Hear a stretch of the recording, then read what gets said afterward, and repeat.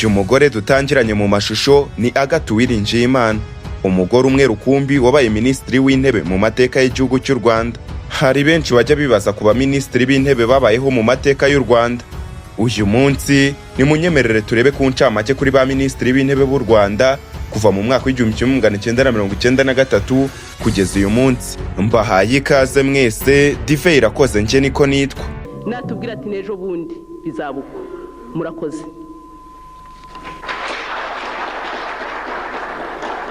Ni munyemerere duhere kuri Madame Agathe Uwiringiyimana, nyakwigendera Agathe Uwiringiyimana wavutse mu 1957, yayoboye Goverinoma y'u Rwanda guhera ku itariki ya 18 Nyakanga mu 1993 kugeza ku itariki 7 Mata 1994.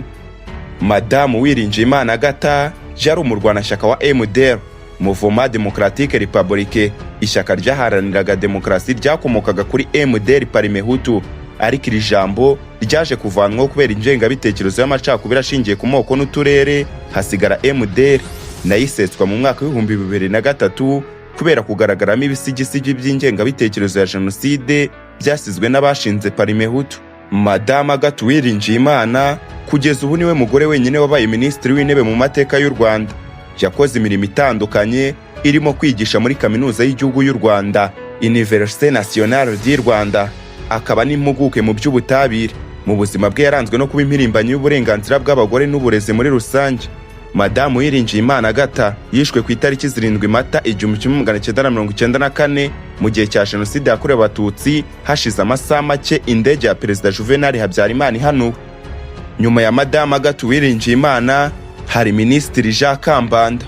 Ntabwo baje inkotanyi zishaka ubutegetsi gusa, namwe zirabashaka, zishaka kubamarira ku icumu, kuko aho zigenda zizenguruka hose, mu Mutara, mu Bugesera, Ikibungo, muri Gitarama, mubona ko abaturage bagenda bahunga, abadahuza zikabica.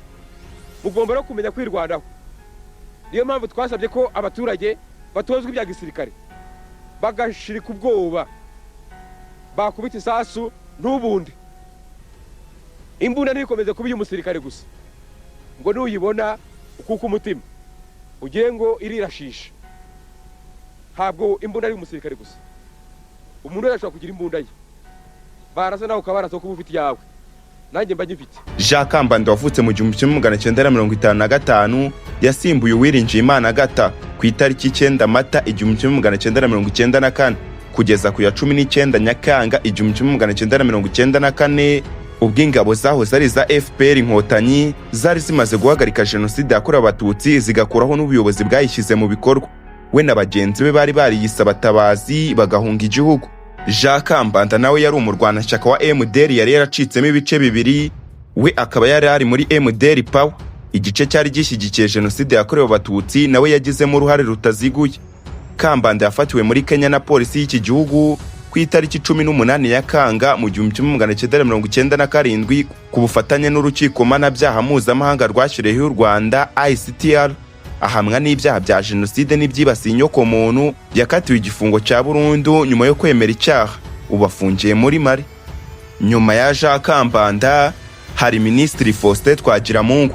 Faustin Twagiramungu wamamaye cyane ku izina rya Rukokoma mu nkubiri y'amashyaka menshi mu myaka yabanjirije jenoside, kuva mu 1991 kugeza mu 1994. Niwe wabaye Ministri w'intebe wa mbere nyuma ya jenoside aturutse muri MDR, guhera ku itariki ya 14 Nyakanga 1994 kugeza ku ya 28 Kanama 1995. Ni gahunda yashyizwe mu bikorwa na FPR inkotanyi hakurikijwe amasezerano ya Arusha yo gusangira ubuyobozi n'andi mashyaka ataragize uruhare muri jenoside. Faustin Twagiramungu yabaye Ministri w'intebe ku ngoma ya Pasiteri Bizimungu. Pasiteri Bizimungu wayoboye u Rwanda kuva mu mwaka w'1994 kugeza mu mwaka w'2000.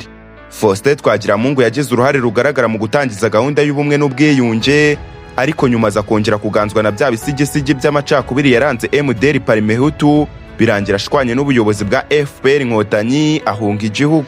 Mbere yo kwerura kerekana uwo yari ari we nyakuri, Twagiramungu yagarutse mu Rwanda muri 2003 yiyamamariza kuyobora igihugu mu matora ya mbere yabaye nyuma ya jenoside, abona amajwi 3.6% kuri 95 n'igice kimwe ya Paul Kagame. ari mu buhungiro mu Bubiligi yakomeje ibikorwa byo kurwanya ubuyobozi bw'u Rwanda abinyujije mu biganiro yatangaga ku maradiyo mpuzamahanga by'umwihariko BBC, Voice of America ndetse n'Ikondera TV. FPR yari yaramugiriye icyizere kubera urugamba rukomeye yarwanye rwo kwamagana ubutegetsi bw'igitugu bwa Juvenal Habyarimana, ari naho haturutse izina rya Rukokoma kubera inama yigeze gutumiza nka perezida wa MDR kuri stade regional Nyamirambo akagaragaza ibyo yanengaga Habyarimana yivuye inyuma. Nibyo byamuviriyemo kwitwa icyitso cy'inkotanyi hafi yo kuhasiga ubuzima. Mu Bubiligi aho yaguye azize uburwayi ku myaka 78, yari yarashinze ishyaka rya politike yise Rwanda Dream Initiative RDA, ariko ntiryigeze ryemerwa gukorera mu Rwanda kubera ko amahame yaryo yari ahabanye na gahunda y'ubumwe n'ubwiyunge. Nyuma ya Faustin Twagiramungu, Ministri wahise ujyaho ni Ministri Pierre Celestin Rwigema. Pierre Celestin Rwigema nawe wari muri MDR yasimbuye Twagiramungu guhera ku itariki ya 31 Kanama 1995 kugeza ku ya 8 Werurwe 2000. Avaho yeguje ashinjwa ruswa no kunyereza umutungo. Pierre Celestin Rwigema amaze kwegura muri 2001 yashinjwe kugira uruhare muri jenoside yakorewe Abatutsi. Leta y'u Rwanda itanga impapuro zisaba ko atabwa muri yombi. Icyo gihe yari yarahungiye muri Leta Zunze Ubumwe za Amerika aho yize ibijyanye n'ubuyobozi mu by'ubucuruzi, business administration, mu cyiciro cya gatatu cya kaminuza ibizwi nka masters. Muri 2011 uwari umushinjacyaha mukuru w'u Rwanda Martin Ngoga yabwiye itangazamakuru ko ubutabera bw'u Rwanda bwaje gusanga nta bimenyetso bihari byerekana uruhare rwa Rwigema muri jenoside. Urubanza rwe rurasubikwa. Rwigema yagarutse mu Rwanda nyuma y'imyaka 11 ari impunzi ya politiki. Icyo gihe yavuze ko agarutse ku bushake bwe kandi kaje gukomeza gufatanya n'abanyarwanda kubaka igihugu.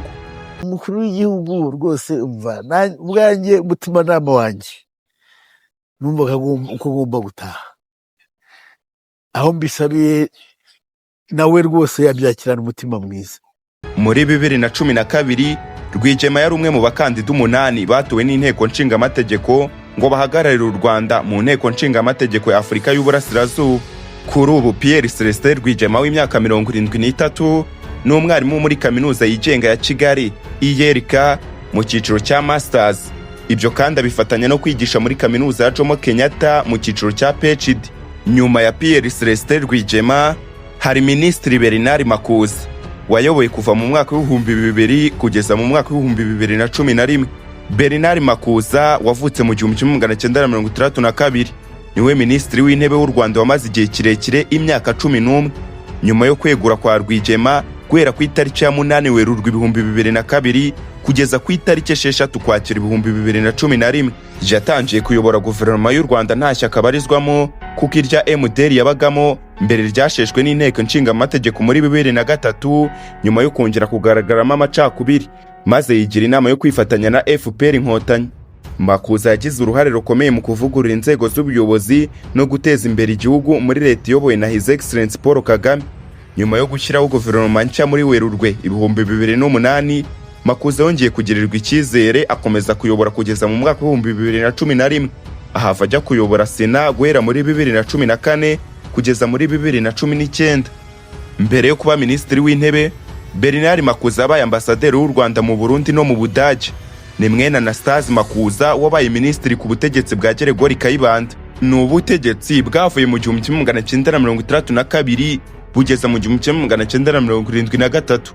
Nyuma ya Bernard Makuza hari Pierre Damien Habumuremyi wabaye Ministri kuva mu mwaka wa 2011 kugeza mu mwaka wa 2014.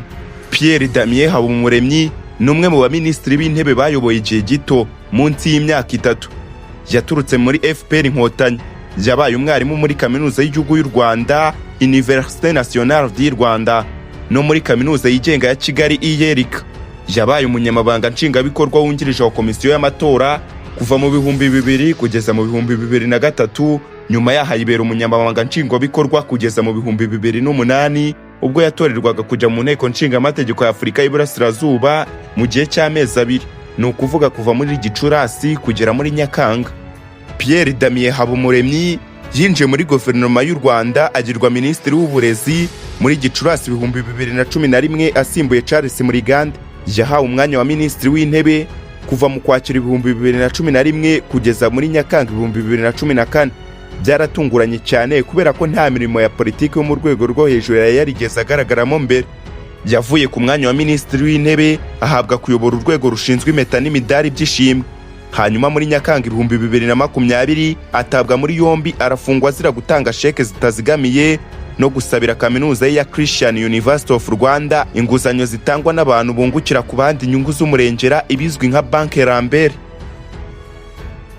Pierre Damien Habumuremyi w'imyaka 65 nyuma yo guhabwa imbabazi na Perezida Kagame mu Kwakira 2021 yashyizwe mu bagize inama y'inararibonye mu rubuga ngishwanama rw'inararibonye z'u Rwanda guhera mu Gushyingo 2024. Nyuma ya Pierre Damien Habumuremyi hahise hajyaho Ministri Anastase Murekezi wo mu ishyaka riharanira demokarasi n'imibereho myiza y'abaturage PSD. Yabaye umunyamabanga wa leta ushinzwe gukurikirana inganda no guteza imbere ishoramari, ahava muri 2005 ajya kuyobora Ministeri y'Ubuhinzi n'Ubworozi kugeza mu 2008. Nyuma ya Minagiri cyangwa se Ministeri y'Ubuhinzi n'Ubworozi, Murekezi yahawe kuyobora Ministeri y'Abakozi ba Leta n'Umurimo kugeza muri Nyakanga 2014, aribwo yagirwaga Ministri w'Intebe kugeza muri Kanama 2017. Nyuma y'iyo myaka yose ayobora Goverinoma y'u Rwanda, Murekezi w'imyaka 74 yabaye umuvunyi mukuru kuva mu 2017 kugeza mu 2020. Nk'impuguke mu buhinzi n'iterambere ry'ubukungu n'ubuzima rusange bw'abaturage, Murekezi yabaye umwe mu bagize inama y'ubuyobozi bwa Compact 2025, gahunda mpuzamahanga igamije kurandura inzara n'imirire mibi mu myaka 10 iri imbere. Nyuma ya Ministri Anastase Murekezi hahise hajyaho Edouard Ngirente. Dr Edouard Ngirente w'imyaka 53 yabaye umuyobozi w'igenamigambi muri Ministeri y'Imari n'Igenamigambi mbere yo kugirwa umujyanama mu by'ubukungu muri iyo ministeri. Hanyuma inama y'abaministiri yo kuwa 30 Werurwe 2011 yari yobowe na Perezida Kagame imwemerera guhagarika akazi mu gihe kitazwi. Kuva mu 2014 Dr Ngirente yabaye umujyanama w'umuyobozi mukuru wa banki y'isi Washington DC muri Leta Zunze Ubumwe za Amerika. Amaze imyaka 2 agirwa umujyanama mukuru mu by'ubukungu mu buyobozi bukuru bw'iyo banki, uhagarariye ibihugu 22 birimo n'u Rwanda. Dr Edouard Ngirente yabaye Ministri w'Intebe kuva kuwa 30 Kanama 2017 kugeza kuwa 23 Nyakanga 2025, asimbuwe na Dr Justin Nsengiyumva. Mu myaka irenga 7 Dr Ngirente yari amaze muri izi nshingano, yashimiwe kuba muri Goverinoma ye harashyizwe imbere kubazwa inshingano bidasanzwe ku bagize Goverinoma, ndetse abitwaye nabi bagahita bakurwa mu myanya kandi bikamenyeshwa abaturage. Ku buyobozi bwe, Dr Ngirente nk'impuguke mu by'ubukungu PhD yiyemeje gukorana na FPR Inkotanyi mu kuzamura ubukungu bushingiye ku ikoranabuhanga. Yashyize imbaraga mu kuvugurura uburezi, guhanga imirimo mishya, kuzamura ibikorwa remezo no gushyira mu bikorwa ingamba zigamije kugeza igihugu ku cyerekezo cya 2050. Ndabanza mpere ku gushimira byimazeyo Ministri ucyuye igihe, Prime Minister ucyuye igihe, Prime Minister Ngirente, kugira ngo mbanze mushimire akazi keza n'imyaka yari amaze agakora. Nyuma ya Dr Edouard Ngirente hari Ministri kugeza uyu munsi, Dr Justin Nsengiyumva cyangwa se usome Justin. Dr Justin Nsengiyumva. Dr Justin Nsengiyumva ni Ministri w'Intebe kuva ku itariki 23 Nyakanga 2025, akaba abaye uwa 9 uhereye mu 1993 aho twatangiriye. Yari asanzwe ari Guverineri wungirije wa Banki Nkuru y'u Rwanda BNR. Dr Nsengiyumva yabaye umujyanama mukuru mu bijyanye n'ubukungu mu kigo cy'Abongereza gishinzwe imihanda ya gari ya moshi n'isanzwe Official Rail and Road kuva mu 2016. Yanabaye umunyamabanga uhoraho muri Ministeri y'Uburezi mu 2008, umwanya yagiye havuye ku wundi nk'uwo muri Ministeri y'Ubucuruzi n'Inganda kuva mu 2005 kugeza mu 2008. Dr Justin Nsengiyumva wavutse mu mwaka w'1971 afite impamyabumenyi y'ikirenga PhD mu bukungu. Ni impamyabumenyi yakuye muri kaminuza ya Leicester mu Bwongereza, yakoze no mu bigo bikomeye birimo Rwanda Revenue Authority ndetse n'ibindi. yinjiye mu nshingano nshya nka Ministri w'intebe kuva ku wa gatanu tariki 25 Nyakanga 2025. Ahangaha niho dushyira akadomo ku kiganiro cy'uyu munsi. Dive Irakoze nje niko nitwa, murakarama.